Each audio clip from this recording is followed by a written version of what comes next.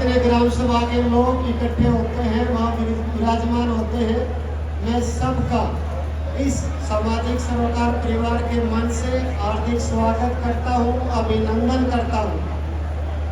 और परमपिता परमात्मा और उन 21,000 परिवारों का, उनके मुखियाओं का, जिन्होंने इस कार्यक्रम के लिए अपनी भागीदारी दी है, मैं उनको सादर नमन करता हूँ, चरण स्पर्श करता हूँ और मेरा हाथ जोड़ के सादर प्रणाम।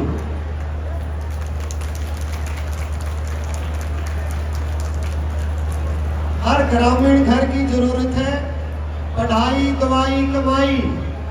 क्या आपकी भी जरूरत है पढ़ाई दवाई कमाई? हमें क्या चाहिए? हमें क्या चाहिए? हमें क्या चाहिए? एक बार और ये आपकी जरूरत चंडीगढ़ दिल्ली होते हुए हरियाणा और भारत के हर ग्रामीण घर तक पहुंचे। जोरदार ऊंची आवाज में हमें क्या चाहिए?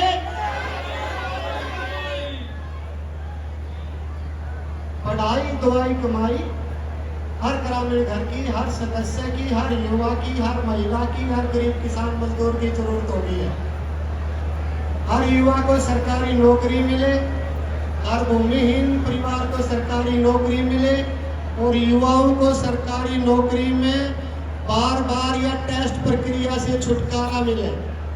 हर महिला को लाडो सरस्वती अवार्ड की तरह मान सम्मान, कुछ भत्ता उनका भी जारी होना चाहिए और उनका समाज में, घर में मान सम्मान बढ़ना चाहिए। हर किसान को उसकी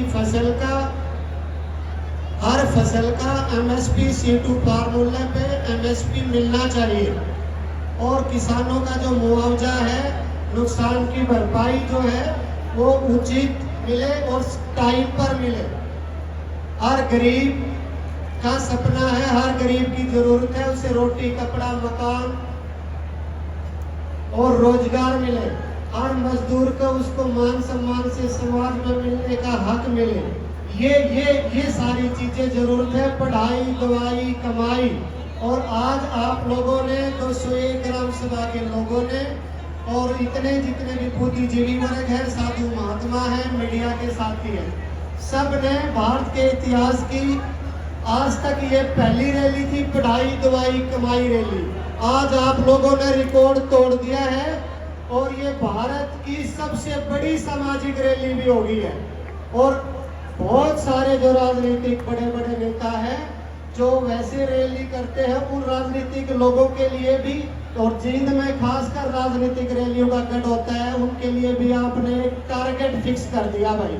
और आपका रिकॉर्ड परमपिता परमात्मा के सामने इस मंच से कह रहा हूं मैं, कोई नहीं तोड़ पाएगा। तो आप जींद जुलाना वालों ने 2 रिकॉर्ड तोड़ दिए। पहला रिकॉर्ड तो जुलाना ब्लॉक के हर ग्रामीण एरिया में पुस्तकालय का है, वो किसी भी सरकार पक्ष पार्टी से आज तक नहीं टूटा है। दूसरा रिकॉर्ड आपने ये तोड़ दिया भाई कि इतनी बड़ी सामाजिक रैली जिसमें लाखों लोग की भागीदारी है, 21,000 परिवारों की भागीदारी है, इतने वॉलंटियर इसमें काम कर रहे हैं। तो एक तीसरा रिकॉर्ड और तोड़ोगे क्या? मेरी इच्छा है तोड़ दोगे? तोड़ दोगे तीसरा रिकॉर्ड? बता दो इच्छा मन की। आज तक भारत के इतिहास में किसी भी कोई भी MLA चुना है तो उस पे 65% वैलिड वोट, जितने पोल हुए उतने मिले। अपने हल्के जुलाना हल्के की 2 लाख वोट है। तो इस बार जो अच्छी सोच विचारधारा के लोगों को जिताओ तो वो अपने 1,10,000 वोट एक कैंडिडेट को देनी है। 1,60,000 पोल होंगी तो 1,15,000 वोटों के एक कैंडिडेट को देकर अच्छी सोच विचारधारा देकर रिकॉर्ड तोड़ दोगे? सोच लो, तोड़ दोगे? और एक बार जोर से बोल दो, बहुत सारे लोगों को वहम है उसको पता लग जाएगा। इस बार जुलाना में भारत का इतिहास का सबसे ज्यादा वोटों से एक कैंडिडेट जिताने का रिकॉर्ड टूटने जा रहा है। तोड़ दोगे ना रिकॉर्ड? भाई सुरेंद्र जिंदाबाद, भाई सुरेंद्र जिंदाबाद, भाई सुरेंद्र जिंदाबाद, जी आगे बढ़ो, हम तुम्हारे साथ हैं, जिंदाबाद। और सामाजिक सरोकार एक रैली में सामाजिक सरोकार परिवार का पढ़ाई दवाई कमाई मॉडल है, जो डॉक्टर पवन शर्मा ने रिपोर्ट कार्ड पेश करा है।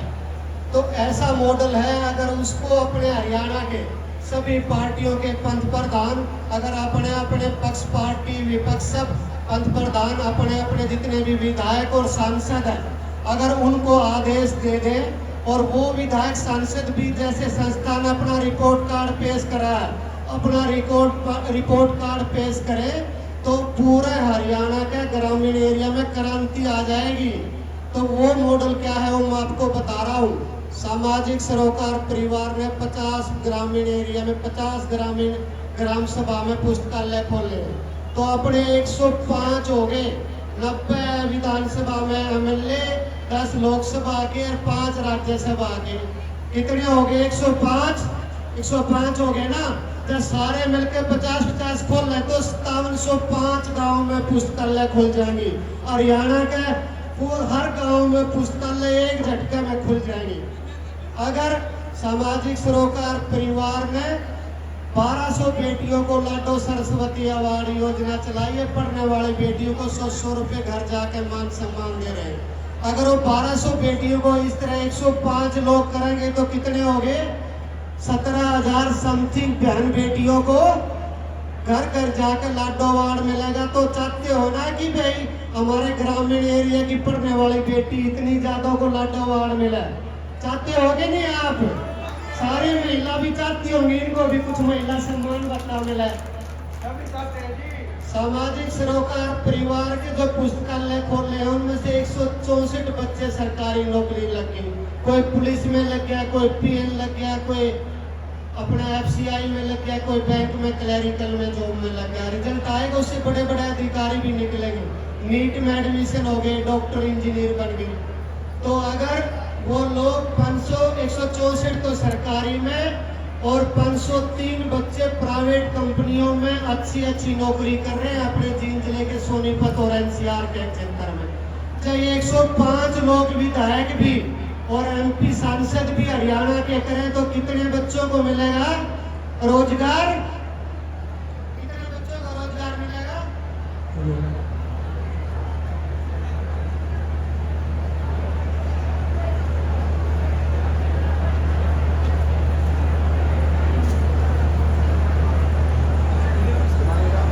70,035 युवाओं को रोजगार मिल जाएगा एक झटके में। तो उन्हें ये काम करना चाहिए कि नहीं करना चाहिए? युवाओं को रोजगार की जरूरत है कि नहीं है? और सामाजिक सरोकार परिवार ने अब तक 10,303 प्रोग्राम में बच्चों, शिक्षक और विद्यार्थी जो हमारे ग्रामीण एरिया के हीरे जवाहरात मोती है उनको सम्मानित करा है। 7500 से ज्यादा को आज सम्मान मिलेगा जो हमारे मुख्य अतिथि है। टोटल हो गए ये अपने 17,800। अगर वो 105 लोग ऐसे करें तो 18,69,000 ग्रामीण एरिया के शिक्षक, विद्यार्थी, अभिभावकों को सम्मान मिलेगा। कितनी बड़ी सामाजिक क्रांति आएगी। तो आप चाहते हो कि हरियाणा के ग्रामीण एरिया के 18,69,000 बच्चों को, विद्यार्थियों को सम्मान मिला? चाहते हो कि नहीं?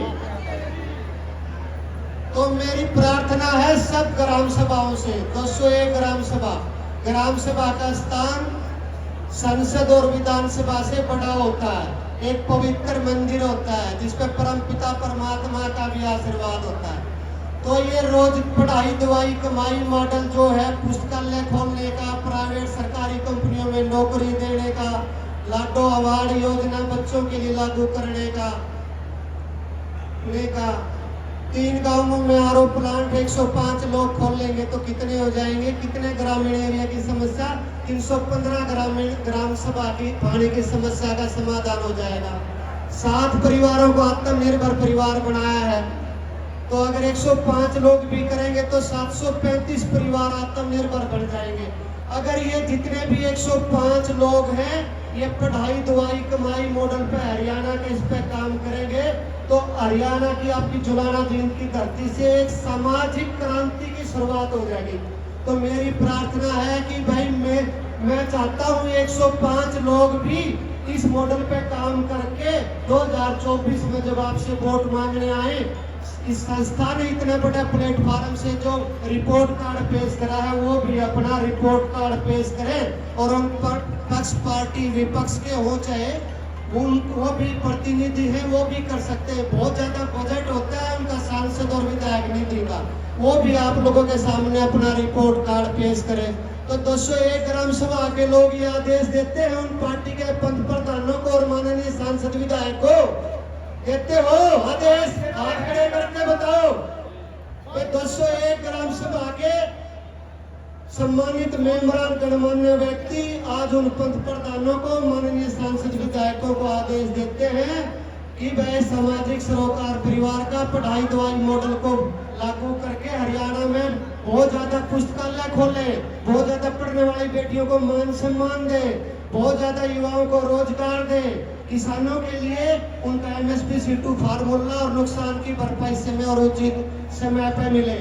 तो ये आदेश मीडिया वाले पहुंचा दे उनकी आपका संदेश 201 ग्राम सभा का, हाथ खड़े करके मीडिया बंधुओं को बता दो, वे संदेश पहुंचा दो उनको है।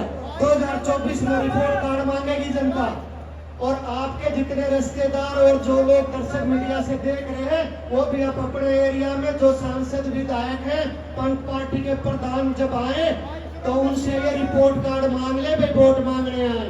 तो आपका आदेश मैं मीडिया बंधुओं से प्रार्थना करूंगा, ग्राम सभा का 3 जिले की 201 का जो आदेश है वो उन तक पहुंचाने का काम ये करेंगे, ऐसा मेरा मानना है। तो आप मीडिया बंधुओं से भी पूछता हूँ, करोगे संदेश पहुंचाने का काम? इसके अलावा भाई हमारा जो भी संस्था का प्रोग्राम होता है उस प्रोग्राम में नगरी भोज होता है। नगरी भोज इसलिए करते हैं कि सब गरीब अमीर सब जाति पाति को भूल के लोग इकट्ठे बैठ के खाना खाते हैं, सद्भावना बढ़ती है, भाईचारा बढ़ता है। मेरे पास एक बहुत ही बड़े आदरणीय नेता का फोन आया कि यार ये रैलियों में तुम्हें खाने की प्रथा, गलत प्रथा क्यों डालने लग रहा है? मैंने कहा जी गलत प्रथा नहीं है, हमारी नीति और नीति साफ है, जो लोग आएंगे उनको मान सम्मान है, उनका रिगार्ड करते हैं और उनका इतना रिगार्ड करते हैं उनके लिए हम कुछ भी कर सकते हैं। तो प्यार और भाईचारा बढ़ाने के लिए खाना करते हैं। तो बहुत सारी अब रैलियों में जींद का गढ़ बना रखा है कि भाई जींद के लोग तो घोड़े भाड़े हैं, कर लो और बुला लो, रैली कर जाओ, वोट ले जाओ और राजनीतिक दिशा दिखाते हैं। तो वो जो सोचते हैं ना, अब असली में जींद वाले लोग, जींद जुलाना वाले और सोनीपत लोकसभा के लोग जो यहाँ पहुंचे हैं 201 गाँव में, वो पूरा हरियाणा के पंच प्रधानों को और प्रतिनिधियों को दिशा निर्देश, राजनीतिक दिशा निर्देश दिखा दोगे कि नहीं? दिखा दोगे ना? दिखा दो। पूरे हरियाणा में जींद जलाने वाले भोले नहीं रहे। और जो रैली के लिए बुलाने आओ तो एक बार पूछ लियो भाई, तुमने पता लग जाएगा थारा कितना मान सम्मान और उनकी नीति कितनी ठीक है। कि पूछ लियो भाई उन्हें खाने की व्यवस्था है, जब खाने की व्यवस्था ना हो तो समझ लो बहुत सारे भाई भी टिकटार की भी उनका राजनीतिक शोषण हुआ है। जुलाना में तो खासकर मैंने देखे बड़े युवा, उनका बहुत राजनीतिक शोषण हुआ। पूरा हरियाणा में ऐसे हो रहा। तो आप देख लेना, उनमें जाओगे तो उनकी नीति साफ नहीं है। बाकी जय बोलने जाओ तो तुम्हारी मर्जी।